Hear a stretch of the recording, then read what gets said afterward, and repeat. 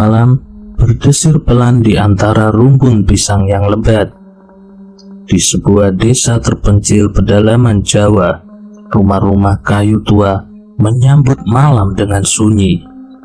Tidak ada yang berani berkeliaran di luar rumah setelah matahari terbenam. Malam di desa itu selalu terasa berat dengan rahasia-rahasia yang tersembunyi dalam kegelapan.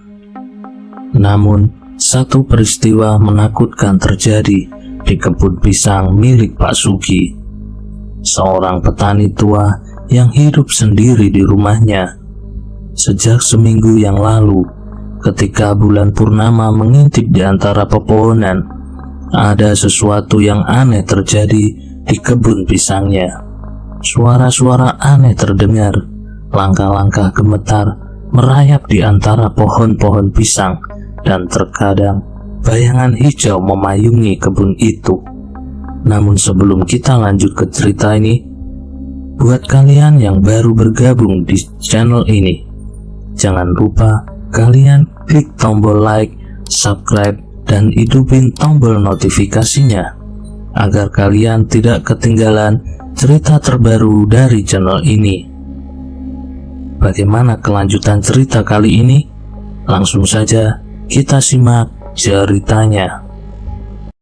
Konon, penduduk desa mengisahkan bahwa itu adalah Buto Ijo, makhluk gaib yang menurut tumbal di malam bulan purnama. Setiap 7 tahun sekali, Buto Ijo muncul dan menghantui desa itu dengan kehausannya akan tumbal. Pak Sugi meski merasa ketakutan harus bertahan hidup. Kebun pisang adalah satu-satunya sumber penghidupannya.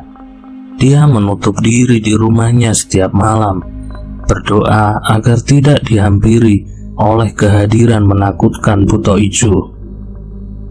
Namun suatu malam, ketika hujan gerimis melingkupi desa, suara langkah berat dan nafas yang mencekam menghampiri rumah kayu tua Pak Sugi.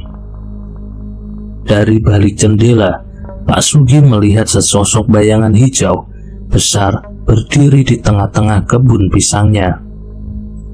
Tubuhnya menjulang tinggi dengan mata yang mengkilat dalam kegelapan itu. Dan makhluk itu adalah Buto Ijo. Pandangan mata hijaunya menembus jantung Pak Sugi dengan ketakutan yang tak terlukiskan. Dalam kepanikan, Pak Sugi mencoba menutup pintu dan jendela rapat-rapat, berharap bahwa rumahnya bisa menjadi tempat perlindungan dari ancaman yang mengintai di luar. Namun, tak seberapa lamanya, suara gemuruh menderu dan pintu pun terbanting dengan keras, membuka jalan bagi Buto Ijo yang mencekam. Demikianlah malam itu berlalu, dengan jeritan keputusasaan meluncur dari rumah Pak Sugi, menyatu dengan sorotan mata hijau ganas Buto Ijo yang kini berhasil menyeret satu tumbal ke dalam kegelapan malam. Desa pun kembali terlilit ketakutan, dan keberadaan Buto Ijo terus menjadi legenda hitam yang menghantui mereka di setiap malam bulan purnama. Keesokan harinya, kabar tentang kejadian mengerikan di kebun pisang Pak Sugi menyebar dengan cepat di seluruh desa. Penduduk desa berkumpul di warung kopi Pak Joko dan juga berfungsi sebagai tempat diskusi dan pertemuan desa. Mereka berkumpul untuk membicarakan apa yang harus dilakukan untuk menghadapi ancaman Buto Ijo. Beberapa dari mereka berpendapat bahwa mereka harus mencari dukun atau ahli spiritual untuk mengusir makhluk jahat itu dari desa mereka. Namun, yang lain merasa bahwa menyingkirkan Buto Ijo adalah hal yang mustahil, dan yang terbaik adalah menghindari malam bulan purnama dengan sebuah cara. Sementara itu, Pak Sugi menghadapi penderitaan batin yang mendalam. Dia merasa bersalah karena tumbal yang telah diambil oleh Buto Ijo adalah seorang yang tidak berdosa. Dia bertekad untuk mencari cara mengusir makhluk itu dari desanya demi keselamatan warga desa yang dia cintai. Pak Sugi mulai mempelajari segala hal yang berkaitan dengan Buto Ijo. Dia membaca buku-buku kuno tentang mitos dan legenda, dan berbicara dengan orang-orang bijak di desanya tentang cara menghadapi makhluk gaib itu. Namun, semakin dalam dia membenamkan diri dalam pencarian pengetahuan, semakin gelap juga rahasia yang akan terungkap. Suatu malam, ketika bulan purnama kembali muncul di langit, Pak Sugi merasa panggilan gaib yang tak terhindarkan. Dia merasa sesuatu yang menggoda memanggilnya ke kebun pisang yang sunyi itu. Dalam kegelapan malam, suara bisikan gelap mulai merayap di sekitarnya, menghasutnya untuk melakukan sesuatu yang tak terpikirkan sebelumnya. Pak Sugi berjuang melawan godaan itu, tetapi semakin dia menolak, semakin kuat bisikan itu memanggilnya. Hingga akhirnya dia terjebak dalam labirin pikiran gelap yang tak terkendali. Dia menyadari bahwa untuk melawan Buto Ijo, dia harus memahami lebih dalam esensi kegelapan yang ada di dalam dirinya sendiri. Dengan hati yang berat, Pak Sugi menaruh keyakinannya pada keberanian dan tekadnya. Dia bersumpah untuk melawan Buto Ijo, bukan hanya untuk dirinya sendiri, tetapi juga untuk keselamatan seluruh desa. Namun, apakah tekadnya akan cukup kuat untuk menghadapi kekuatan gelap yang mengancam dan menghancurkan segalanya yang dia cintai? Pak Sugi menyadari bahwa untuk melawan Buto Ijo, dia perlu memahami lebih dalam tentang sifat dan kekuatan makhluk itu. Dia memutuskan untuk mencari petunjuk dari warisan nenek moyang yang tersembunyi di dalam hutan belantara di sekitar desa. Dengan hati yang berdegar, Pak Sugi memasuki hutan yang gelap dan penuh misteri itu. Langkahnya terhenti di depan sebuah gua tua yang dipercayai sebagai tempat pertapa para dukun kuno pada zaman dahulu. Di dalam gua itu, dia menemukan gulungan-gulungan kuno yang berisi mantra-mantra dan rahasia-rahasia yang telah terlupakan. Pak Sugi belajar dengan tekun, mencoba memahami arti dan kekuatan dari setiap mantra yang tertera dalam gulungan itu. Dia mempersiapkan diri secara fisik dan spiritual untuk pertarungan yang akan datang. Dia melakukan meditasi, latihan pernafasan, dan menjalani puasa untuk membersihkan jiwanya dalam kegelapan. Ketika bulan purnama kembali muncul di langit, desa itu kembali diliputi ketakutan. Namun kali ini, Pak Sugi bersiap untuk menghadapi Buto Ijo dengan tekad yang bulat dan hati yang teguh. Dengan senjata-senjata spiritual yang telah dia pelajari dari gulungan-gulungan kuno itu, Pak Sugi menghadapi Buto Ijo di tengah kebun pisang yang sunyi. Cahaya rembulan menerangi kegelapan, menciptakan bayangan yang menyeramkan di antara pepohonan pisang. Pertarungan pun dimulai antara kekuatan gelap yang dipersonilifikasikan dalam bentuk Buto Ijo dan keberanian seorang petani tua yang menolak untuk menyerah pada kekuatan jahat. Mantra-mantra kuno yang bergema di antara rumpun-rumpun pisang menciptakan medan pertempuran yang penuh dengan energi gaib. Buto Ijo dengan kekuatannya yang menakutkan melancarkan serangan demi serangan ke arah Pak Sugi. Namun Pak Sugi tidak ragu-ragu. dalam menantang kekuatan gelap itu.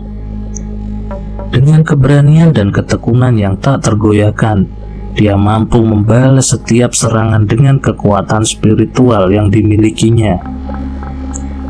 Pertarungan itu berlangsung dengan sengit.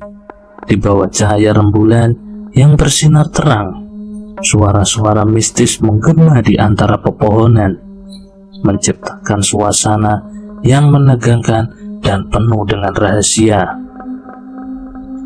Akhirnya, dengan usaha yang gigih dan tekad yang kuat, Pak Sugi berhasil mengalahkan buto ijo itu. Makhluk jahat itu lenyap ke dalam kegelapan malam, meninggalkan desa itu dalam ketenangan yang lama dinanti.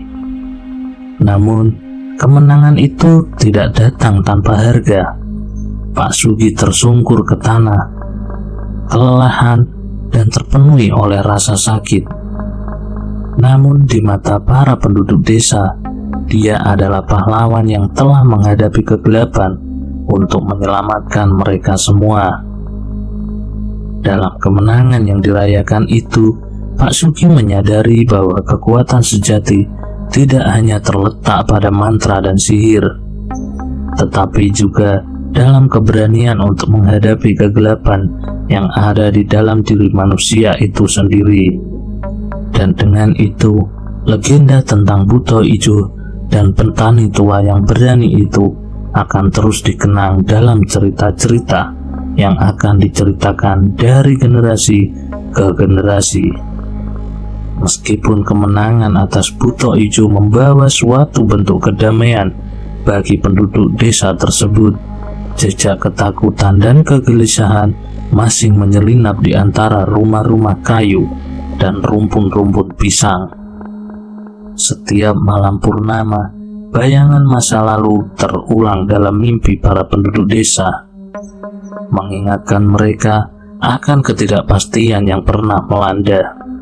Pak Sugi, meskipun telah mengalahkan makhluk jahat itu, terus merenungkan perjalanan gelap yang pernah dia tempuh.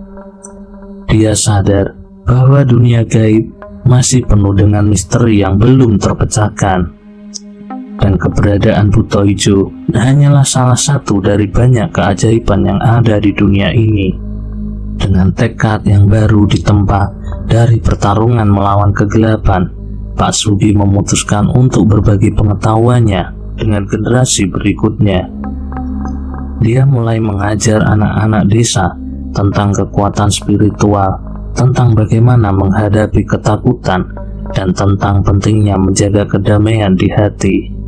Namun, meskipun upayanya untuk membawa pencerahan kepada desanya, Pak Sugi merasakan ada sesuatu yang masih mengganggu.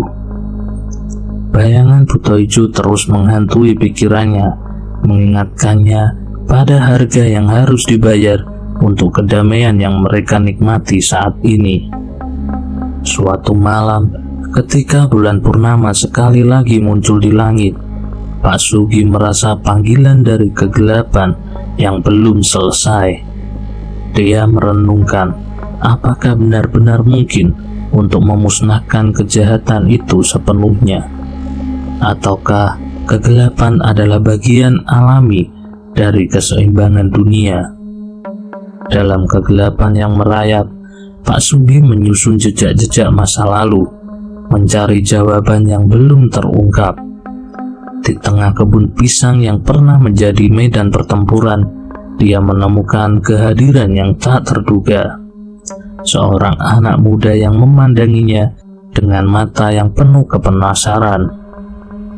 Anak itu adalah penerus dari seorang dukun tua yang dulu pernah membantu Pak Sugi dalam perjuangannya melawan buto ijo.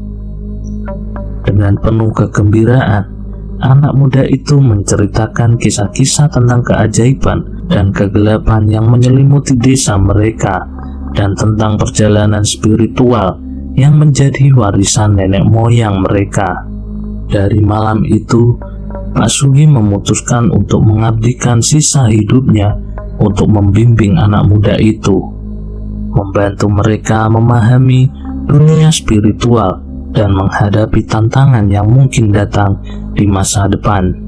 Dengan demikianlah, jejak kedamaian mulai tumbuh di antara desa yang pernah dilanda ketakutan. Legenda tentang Buto Ijo akan tetap hidup, tetapi sekarang menjadi pengingat akan keberanian dan keteguhan hati yang ada di dalam diri mereka sendiri. Dan di antara rumpun pisang yang bergeming, mereka menemukan kekuatan untuk melanjutkan perjalanan mereka sambil memeluk kegelapan dan cahaya yang ada di dunia ini. Demikian akhir dari cerita ini. Terima kasih telah menyimak cerita ini sampai habis. Saya mohon maaf jika ada salah kata dalam penyampaian saya.